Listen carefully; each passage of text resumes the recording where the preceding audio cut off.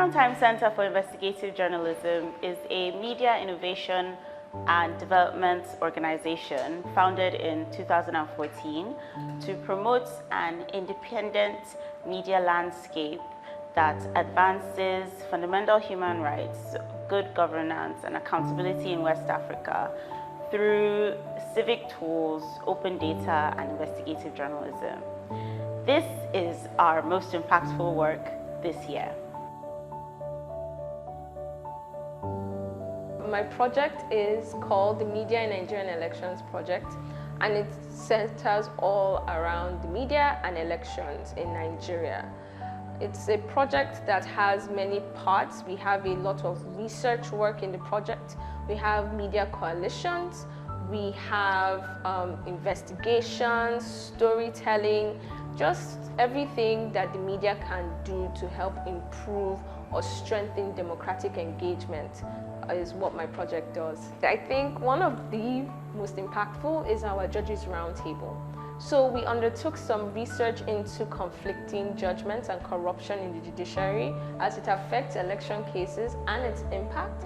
And we had a meeting. Although the Chatham House rules were observed, it was very insightful because it gave a very good understanding into a lot of issues bedeviling the judiciary. Something we're really looking forward to in 2022 is to improve on what we did with the Judges Roundtable.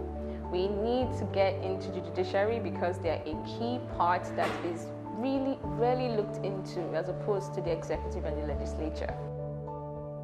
DEME is a project under the Accountability and Advocacy Program of Premium Time Center for Investigative Journalism.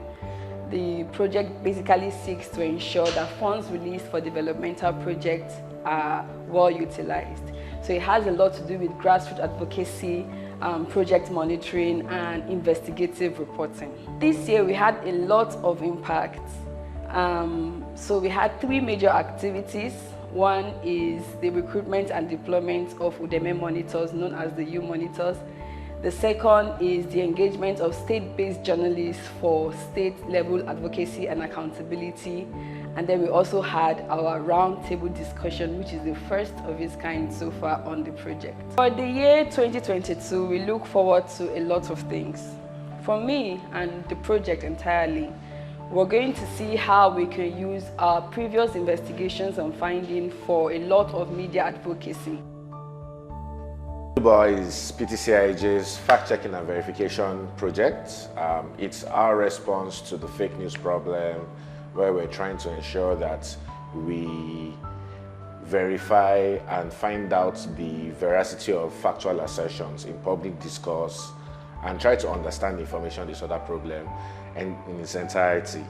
And the most impactful thing we've done this year was basically taking the Gospel of Dubawa regional. We basically launched and expanded the team. We launched offices officially in Sierra Leone, Liberia, and the Gambia, which is an expansion from the two-country focus that we had before, which was basically Nigeria and Ghana. And the launches were well received in the countries. We had ministers of information attend the ceremonies, and we've been able to form a lot of impactful partnerships in those countries. Most notably is right now, we just wrapped up our verification efforts for the Gambian election, which just held in December 4th, I believe, from December 4th to 5th and 6th, I think. 2022, we plan to, of course, deepen our collaborations, do a lot more fact-checking and a lot more research, because we have the research arm of the project, which is our Information Disorder Analysis Center. We intend to create a lot of knowledge and increase the body of knowledge on the subjects in the region. I work on the Media and Gender project under the humanitarian program PTCID. The aim of this project is to improve the media coverage bordering around gender issues, and also to promote balance in news value chain, news byline, and of course the newsroom, leadership structure. We set at using advocacy, capacity building, and of course research to achieve the aim of this project. Most impactful work this year, we had published our gender-based violence reporting handbook, and we had academia's feminists and gender advocates contribute to this handbook. And also we organized a capacity building workshop that trained 20 journalists, and we had over like 60 applicants, but we were able to select 20, and each of them have been able to turn out their stories concerning gender-based violence. We also included persons living with disabilities in our training for their unique perspective on gender issues.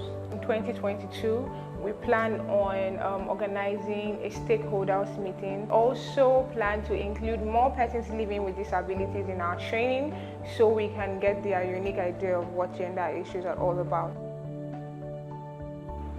Hi, my name is Stephanie Adams Douglas. I'm the project officer for Media Freedom, and on the Media Freedom project we do virtually everything around the freedom of the press and freedom of expression. On the Media Freedom project we've done quite a lot, but I'm going to elicit on two. And the major one I'll say is challenging the legality of the Twitter ban at the ECOWAS court. Also presenting a memorandum of understanding with recommendations on the MBC and MPC Act during the hearing at the House of Representatives. So in the coming year 2022, I am looking forward to concluding the research we started around the sub-region. The research is on freedom of information, freedom of expression, and also digital migration. NAREP stands for Natural Resource Extractive and Climate Change Program. It's a program under Premium Time Center for Investigative Journalism. And basically what we do is we use the tools of capacity building, open data, and investigative journalism to promote accountability, transparency, and good governance in the natural resource extractive and climate change ecosystem. In 2021, we've had two major fellowships. The first was the Oil and Gas Fellowship, where we had about 9 journalists, we trained about 9 journalists, and interestingly, 3 of these reports from the journalists were selected for international recognition, and they won the award in their different categories. And then also we've had the West Africa Climate Change Media Fellowship, where we had countries, 5 Anglophone countries, reporting the issues, the climate change issues in their respective countries. 2022, as part of our sustainability plan, we're planning to take the climate change conversations forward by analyzing the nationally determined contributions of these 5 Anglophone countries and how each government plans to achieve this.